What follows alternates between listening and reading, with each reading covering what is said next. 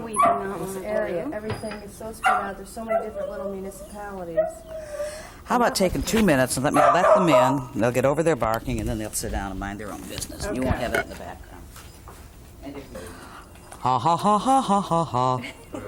Travis likes it. We got John Hambrick singing, now we got you. He picked up his guitar. That was kind of neat. That's something people don't really expect to see. Yeah. Is he recording or just goofing around? He went to Tobacco Road one night, and they had him up on the stage. Now that's... See, if I were our promotions people, I would call Steve Sonsky and say, hey, John Hambrick's going to Tobacco Road tonight. People would eat that up. Well, they don't really know how to promote him, I don't think. I don't think they've done any promotion, have they? Not much. I haven't seen anything. I don't know what. I guess they're doing a little at a time, and I was sort of expecting, like, the trumpets blowing and, you know, this is the new channel. Well, anytime you bring anybody new in, they really almost pulled Michael in by sneaking him into town. He worked the street for a week or two, and then they put him on. But if you say, the greatest anchor man in the world coming in, you know, people are just waiting to say. Right. So how about that? Ready, gang?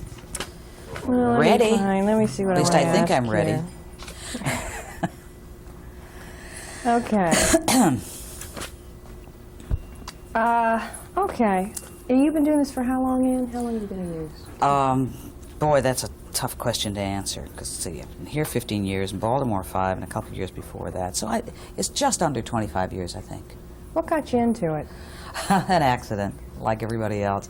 Most people today talk about the fact that they've always wanted to be a news person or a journalist. I really got into television without getting into news. And when I was there, I discovered that all of the excitement and all of the interest was in the newsroom. So regardless of what job I had, I used to sneak down the hall and try and get into the newsroom. And sooner or later, I knocked on the door often enough and got a chance to do this and a chance to do that. It just worked out very well for me. What did you want to be when you were a little girl? Oh, a movie star and an airline hostess and all of the regular things. I really didn't have a lot of strong direction. I like to write. I always liked to write, right from the beginning. But I never thought of myself necessarily as a professional writer, or an author, or a journalist. That just sort of came with the territory. What's good about TV news right now? It's there. It's immediate. And I think it has brought the education and intelligence level of the entire country up somewhat. It's highly superficial. And it's very depressing to me that so many of the young people don't read anymore. And parents aren't making them read. Parents are getting all of their news from television, which is fine. That's what we're there for. But we should be a guideline to pique their interest in a story and then get them to buy a book and buy newspapers and buy magazines and learn more about it. We have such terrible time restrictions that we really give headlines and a little more. We don't tell you what happened 50 years ago, 20 years ago, what led to this, and what possibly might happen in the future. And if you have any kind of an inquiring mind, I don't know how you can just take that and say, okay, that's it, I know all about that. Travis, stop. Shh, shh, shh, shh. No. It's a wide check because you hear this heavy panting. Travis, come on now. Behave or I'll lock you up. Oh. Okay. Speaking of young people, are those bugs? Yeah, I can't do anything about those. Okay, there you go. We can move inside if it's a problem. Oh, this is nice. It hasn't been that long, actually, since I've been out of journalism school. And I know when I was in journalism school, a lot of people are saying, well, what do you want to do? Oh, I want to be an anchor. That's all they want to be, is an anchor. Actually, they would like to be a movie star or something like that. They want to be a personality, usually. Right. Yeah. Does that anger you? No, I attribute it to youth, really. People who are very young and are perhaps just going into journalism school or still in school think that the anchor position is absolutely marvelous, and I certainly wouldn't knock it, but it doesn't have the excitement, it doesn't have the draw that being a street reporter does. I mean, that's really very exciting. You get to be a part of history. You get to be a witness to everything that's happening. When you're an anchor person, you're more like a dispatcher. You lead from one story to the other. You get to read some of them, and you get to have a certain amount of imprint, I think, on the news of the day. I mean, if I tell you a story that I think is really exciting and interesting, then I have added something to it. But to go out and cover it and to get the information and to put it together so it's easily understandable. That's really a creative thing that you've done. And you look at your report on the air and you say, I did that the best I could. And I did a good job of it. First. Yeah. And I really kind of sometimes miss the street work a lot. I get to do things occasionally, not very often, because we have such a fine staff, really. And it's, some of them are an awful lot better than I was. Do you like being an anchor? Yeah, sure. If one has to earn a living, it's a wonderful way to do it. A lot of people say you're actors, actresses, you know. There is a performance level as far as anchoring is concerned. A lot of people won't say that. They'll say, oh, I'm a journalist.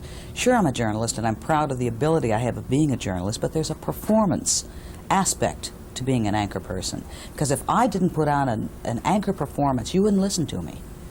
And it's something that's expected by the public. And there is a performance level to it. A lot of terrific journalists couldn't anchor. You put a gun to their head. And a lot of terrific anchors couldn't be journalists. None I know, of course. What's going through your head when you go onto the set, getting ready for the 5 o'clock? Whether the tape is ready, if the camera's in the right position, if I'm going to throw to Don, is he behind me without my having to turn around and look? Has he come in all right? Am I going to have to throw it to commercial and wait? Has he been held up by his equipment? My mind is usually on 1,000 different things that are going on in the studio. If I know that Art Carlson's health report is coming up shortly and he hasn't come into the studio yet, my eyes will get a little wide because I hope someone's paging him and telling him that he's on earlier than he thought and that he'll get there. How come you guys have so much fun? Honestly, I've never seen another station in the country where the anchors look like they're having a gas. Well, you hear it and hear it and hear it. Oh, we're just a family. We really like each other. And in most places, it's absolute nonsense. There are a lot of petty jealousies and a lot of difficulties. But I can honestly say, with all my heart, that at Channel 10, we all are very fond of each other. Chuck and Don and Mike and I had a very good thing going. We're very sorry to lose Chuck, but there's Larry and there's Frank and Cambrell who's coming in, great guy. And we all genuinely like each other. We respect each other. All of them have a marvelous sense of humor. And we don't see each other socially very often, but it's kind of like a club meeting when we all come together in the afternoon. That's fun when you go to work and you look forward to the people you're going to be working And you look with. forward to see people. Yeah. And when I see Mike in the hall, I say, wait till I tell you what happened to me this morning. Or he'll say, you won't believe what Mark did, his little boy, you know. And it's great. It's like we've been away 12 hours and a lot of things have happened that we want to share with one another. What's really going on during the commercial breaks? A lot of laughter, sometimes a little complaining. Frequently we'll yank up the phone and ask what happened to the sound or why didn't the live shot come off the way it was supposed to. Drives us crazy to be isolated in the studio when there's a technical problem. We don't know what it was. And it's very hard for us to wait till the half hour's over to find out. Yeah. So there's that. And once upon a time, we have been known to occasionally ball up a piece of paper and throw it at the teleprompter operator. It's one of our bad habits. Mike's got a great arm. He should have been a pitcher. He's got a sinker that would just knock you out. Maybe we'll get a little viewing of it tonight.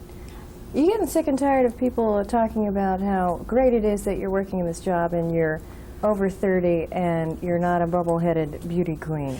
Yes, it gets tiresome because reporters tend to spend a great deal of time on my age and my physical attributes.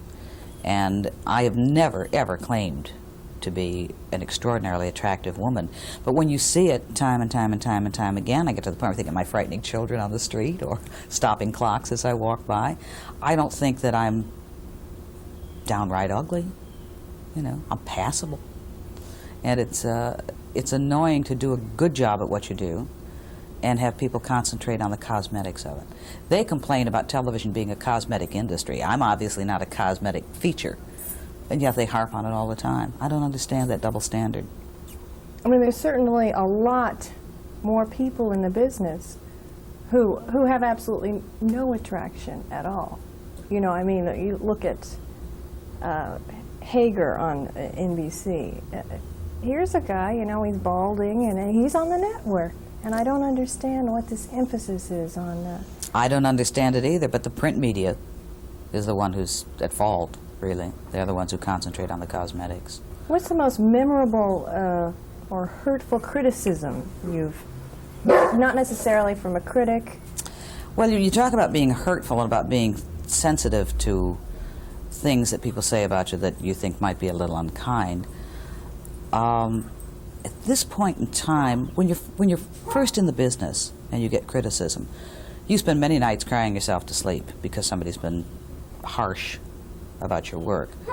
But if you've done it for 10, 15, 20 years, if you don't get the skin of a rhinoceros, then you really don't belong in the business.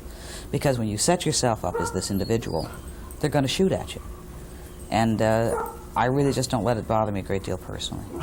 What's the most memorable? Is there a specific compliment where somebody called you up or you read something in the paper that really made you, something that stands out in your mind, made you feel good? Well, I wish I could give you a nice, snappy, slick answer and say this person said this wonderful thing about me. Many, many people have been very complimentary. But I also feel that if I don't believe I'm as unattractive as they say I am, I sure don't believe I'm as good as they say I am either. I try to keep it right in the middle. That's an interesting answer. Consultants. Let's talk about consultants. You don't like him either. We have a consultant talking to us at the moment. Does he have a ball over there that he's under the one. table?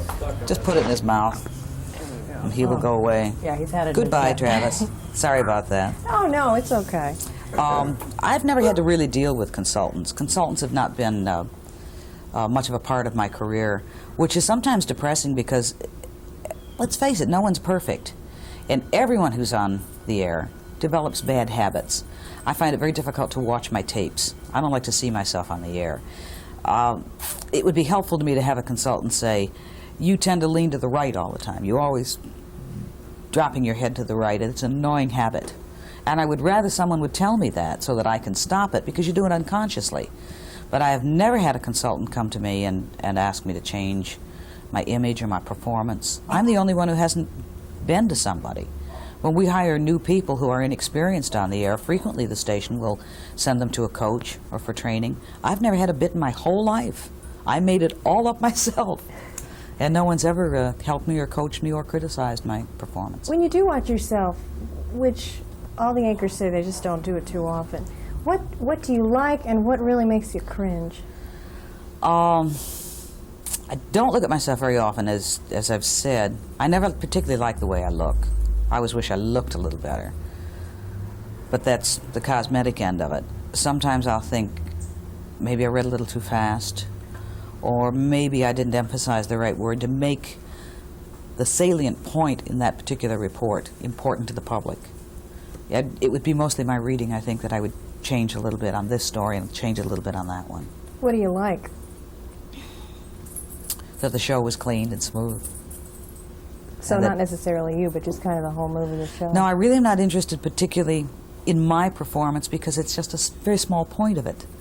It's the entire look of the show, the entire half hour. Mike and I think we work very hard for the show, the broadcast, and not for his work or my work or Don's work. We all work pretty much together for the whole look of that half hour. What do you dislike about TV news right now? And the thing I dislike about television news is something that I don't know how you change. A lot of it is toots and whistles and graphics and comments and things to make the pace go along and to make it more interesting. And the reason you have to do that is to attract the viewer. All of these things are studied to attract the viewer. We would like very much to sit there and read like the Wall Street Journal and tell them exactly what was happening, but it doesn't do a darn bit of good if you don't get the viewer.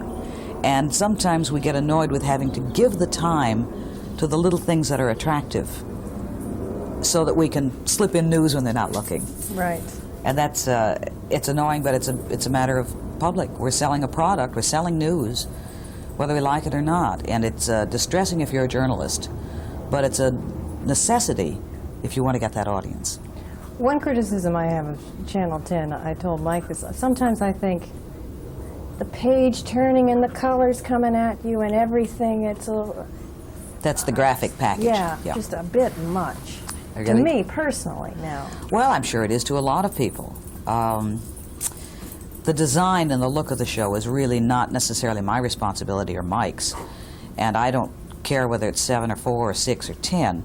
There are anchor people who are seeing things done with a program and participating in things that they don't necessarily agree with. But it's determined by a news director and by an assistant news director and an executive producer and a general manager, and they want a specific look for that program. And they are paying us to do that. And if something doesn't work, or something is terribly distracting, or they discover that the public doesn't like it, sooner or later it'll go. And we always stand up and say, we don't like that, but we'll do it. Right. Because that's what they're paying us to do. We're employees as anyone else, and we try to be good employees. How responsible are you for the final product that goes on the air? I consider myself, and Mike, I think, we are really the final editors, because we read the show before it goes on the air, and there's never a night that we don't say, wait a minute, I don't understand this story. And if I don't understand it, how am I going to make you understand it? Or we will feel that perhaps inadvertently it's slanted, and we'll ask them to change some language in it or use a different phrase that won't sound that way, that won't sound slanted. And lots of times Mike and I are pretty experienced. We do the stories night after night after night, and you may get a producer who's not familiar with that story, and we say, wait a minute, that guy wasn't from Columbia. Everybody thought he was, but he wasn't. He was from such and such, and that's inaccurate, that's wrong. And we get it changed. Good. We don't catch them all, but heaven knows we try. How are we doing on